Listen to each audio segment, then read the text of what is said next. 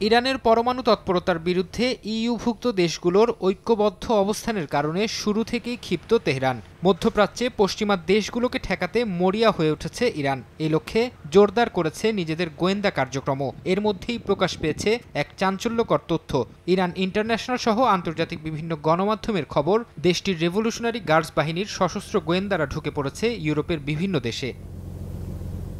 গণমাধ্যমগুলো বলছে, ছদ্মবেশে ইউরোপের দেশ রোমানিয়া, স্পেন, ইতালি ও বেলজিয়ামের বন্দরে প্রবেশ করেছে আইআরজিসির গুপ্তচরেরা। তারা নাবিক হিসেবে ইরানের জাহাজ ও তেল কার্গোগুলোতে উঠেছে বলে দাবি করা হচ্ছে। ইউরোপে গুপ্তচর বৃত্তি ও বিভিন্ন তথ্য সংগ্রহ করতেই তারা এসব দেশে প্রবেশ করেছে বলে জানা গেছে।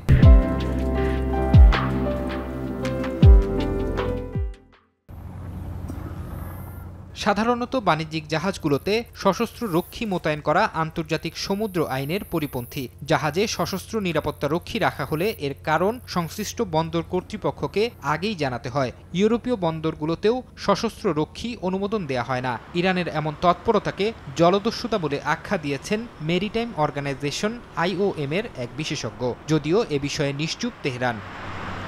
ফরহাদ চৌধুরী, সময় সংবাদ।